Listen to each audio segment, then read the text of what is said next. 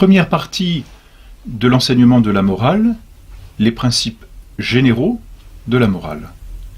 Et tout d'abord, commençons par les actes humains. Puisque la morale, c'est la science pratique qui règle l'agir de l'homme, c'est-à-dire les actes que l'homme pose, eh bien, commençons par nous demander ce qu'est un acte humain. Qu'est-ce qu'un agir humain? Un acte humain, c'est un acte qui procède de l'homme, c'est-à-dire de son intelligence et de sa volonté. Pour dire brièvement, c'est un acte pensé et voulu. Ce qui définit un homme, par rapport au reste des créatures, c'est d'avoir une intelligence et une volonté, ou une liberté, c'est la même chose. L'acte humain, c'est l'acte qui donc procède de l'homme tout entier, posé par l'homme tout entier, c'est-à-dire l'acte qui est accompli avec intelligence et avec volonté. C'est un acte qui est pensé, qui est connu, qui est su, qui est réfléchi, et c'est un acte qui est ensuite voulu, posé avec pleine volonté. Voilà ce que c'est qu'un acte humain. Quand il manque l'une ou l'autre, c'est-à-dire ou la connaissance parfaite de l'acte, ou la volonté parfaite de l'acte, eh bien l'acte n'est pas tout à fait humain parce qu'il ne procède pas pleinement et de l'intelligence et de la volonté. On dit alors que c'est un acte imparfait, que l'on appelle aussi un acte de l'homme. Le somnambule, par exemple, celui qui marche pendant la nuit, sans s'en rendre compte, n'a pas la pleine connaissance de ce qu'il fait, de l'acte qu'il pose. Cet acte n'est pas un acte humain. C'est un acte, dit-on, de l'homme. C'est-à-dire un acte, bien sûr, posé par un homme, mais qui n'est pas posé pleinement par les capacités qui définissent l'homme, c'est-à-dire intelligence et volonté. C'est un acte de l'homme. L'acte humain qui nous intéresse donc en morale, c'est l'acte que l'homme pose de lui-même, pleinement, délibérément, consciemment, dit-on. Voilà, avec pleine volonté. C'est un acte humain, qui procède donc de l'intelligence et de la volonté. On voit d'ailleurs ce qui peut venir s'opposer à ce que l'acte soit pleinement humain ou pleinement moral.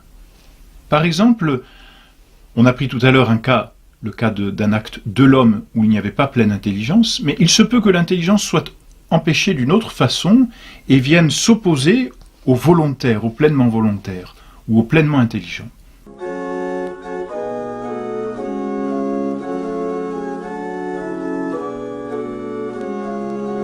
Après avoir défini les actes humains, on peut diviser ou distinguer différents types d'actes volontaires, d'actes humains.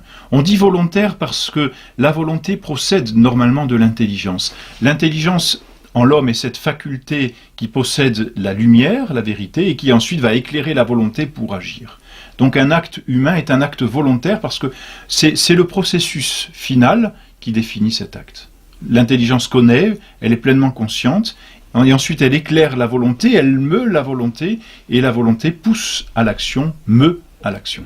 Un acte humain est donc un acte volontaire. Alors on divise les actes humains de plusieurs façons. Par exemple, on dit qu'un acte peut être illicite ou impéré. Il est illicite quand il découle directement de la volonté, c'est un acte propre à la volonté, comme à aimer ou haïr, bref. Et un acte est dit impéré lorsqu'il procède d'une autre faculté, mais la volonté est aussi intervenue. Par exemple, marcher n'est pas un acte directement volontaire. C'est un acte impéré par la volonté, mais qui procède aussi d'autres facultés. On dit qu'un acte est intérieur ou extérieur, et ça c'est important parce qu'un acte humain n'est pas forcément un acte fait avec le corps. Souvent on pense agir et on pense à un acte extérieur. Mais non, attention, les actes intérieurs sont aussi des actes humains, parce qu'ils peuvent procéder de la volonté. Un acte intérieur tel que penser à quelque chose peut être un acte volontaire. Je décide de penser à telle chose. Je sais que j'y pense et j'y pense volontairement. Rien n'est visible extérieurement, cet acte est intérieur, mais il n'en est pas moins humain parce qu'il procède et de l'intelligence et de la volonté. C'est un acte humain. Un acte humain peut être divisé d'une autre façon encore. On dit qu'il est bon, mauvais ou indifférent. On dit qu'il est bon selon qu'il est conforme à la loi morale. On dit qu'il est mauvais selon qu'il est contraire à la loi morale. Et enfin, on dit qu'il est indifférent selon qu'en lui-même, il n'a pas de rapport à la loi morale. Par exemple, le fait de marcher n'a aucun rapport à la loi morale. Ça n'est ni bon ni mauvais, c'est indifférent. Le fait de se reposer, par exemple, c'est en soi, l'acte lui-même de se reposer est indifférent, c'est-à-dire sans rapport avec la loi morale. On peut diviser encore l'acte humain en un acte naturel ou un acte surnaturel, selon qu'il procède simplement des habitus ou des facultés naturelles, ou bien qu'il procède de facultés surnaturelles, par exemple de charité. Faire l'aumône, donner de l'argent à un pauvre, par exemple, c'est un acte naturel si c'est fait simplement par pitié. Cela procède des facultés naturelles. Si c'est fait pour la gloire de Dieu, si cela procède de la charité divine, c'est un acte surnaturel, parce qu'il procède d'une vertu surnaturelle, la charité. Voilà donc comment on peut diviser les actes humains.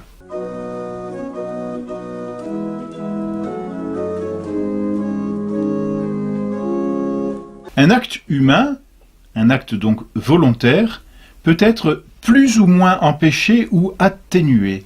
Il y a des causes, il y a des raisons qui vont rendre l'acte humain un peu moins humain ou un peu moins volontaire, ou alors, au contraire, plus volontaire ou plus humain, si l'on peut dire.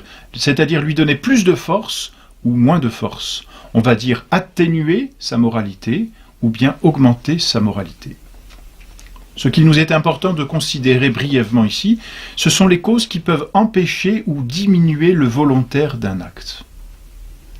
D'abord, dans l'intelligence, la cause qui peut empêcher un acte humain d'être pleinement volontaire, c'est l'ignorance. Alors, il faut distinguer différentes sortes d'ignorance.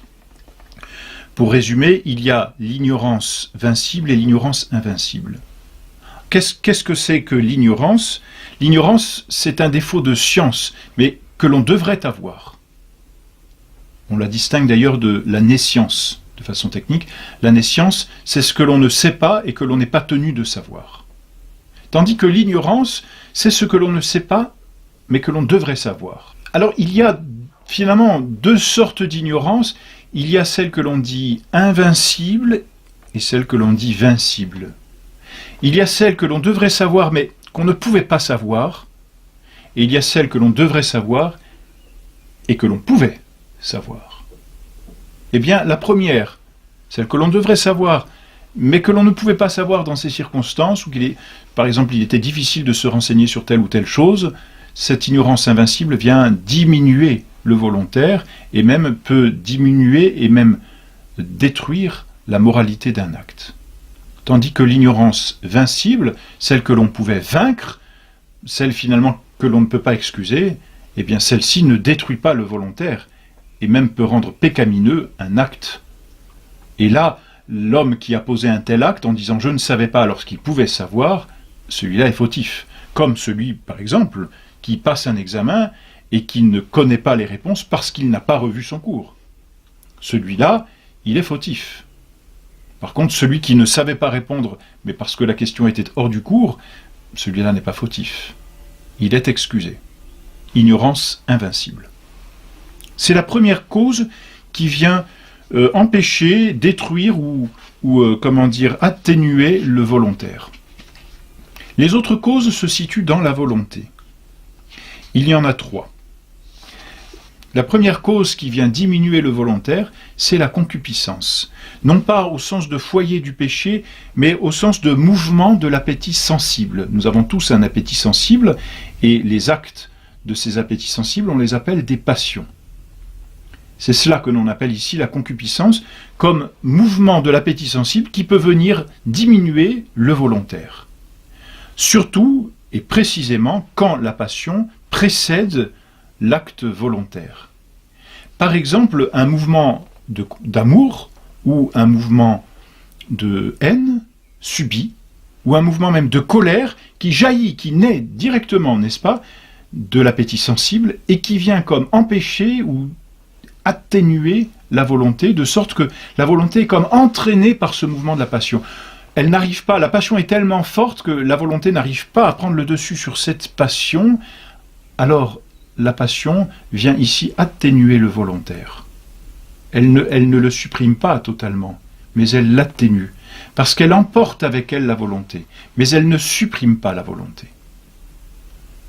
Mais voilà, dans ce sens-là, la passion peut atténuer le volontaire. Deuxième cause qui peut venir atténuer le volontaire, c'est la crainte. La crainte est un trouble de l'esprit que fait naître un danger présent ou futur.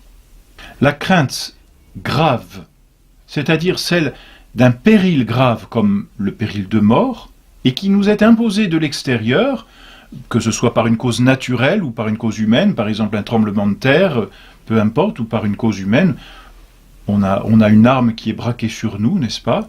Voilà, là, nous sommes dans un cas de crainte grave et extérieure. Cette crainte peut excuser du péché, mais en aucun cas, elle ne permet de poser un acte qui est intrinsèquement mauvais. C'est-à-dire que sous l'influence de la crainte, il y a certains actes qui pourront être excusés du péché, parce qu'en soi, ils ne sont pas mauvais, mais il y a d'autres actes qui ne seront jamais excusés du péché, parce qu'ils sont en soi mauvais. Par exemple, renier Dieu est toujours mauvais. Et donc, même la crainte grave extérieure ne peut excuser d'un tel reniement. Il n'est jamais permis, sous la crainte grave, de renier Dieu, ou de poser un acte intrinsèquement mauvais. Mais par contre, cette crainte peut, dans certains cas, diminuer le volontaire. Quatrième cause, enfin, qui peut diminuer le volontaire, c'est la violence. La violence, c'est une contrainte extérieure, libre, qui force la personne. Donc, celui qui pose l'action est forcé de la poser. Donc il y a plus que la crainte, il y a une violence, c'est-à-dire il y a une cause qui vient mouvoir, une cause extérieure qui nous meut et finalement qui nous fait poser de force un acte extérieur, mais qui jamais ne peut emporter notre adhésion intérieure. Bon, par exemple, lorsqu'une personne est violentée, justement. Alors elle doit se défendre, bien sûr, et elle ne peut jamais consentir, mais il y a violence. Et donc l'acte peut être excusé parce que la personne pose malgré elle l'acte. Voilà donc les 4 cas qui peuvent atténuer le volontaire. La conséquence d'un acte moral, d'un acte volontaire, elle est double, si l'on peut dire, du point de vue de l'acte et du point de vue de celui qui pose l'acte. Du point de vue de l'acte, on dit que l'acte est imputable à celui qui a posé l'acte, c'est-à-dire que cet acte appartient à celui qui le pose, il est comme la conséquence de la personne qui a posé l'acte, un peu, si vous voulez, comme la chaleur est la conséquence du soleil, ou la lumière est une conséquence du soleil, n'est-ce pas? Et bien de la même façon, un acte est imputable, c'est-à-dire qu'il est la conséquence et qu'il est attribué, tout simplement, à la personne, comme l'effet est attribué à sa cause.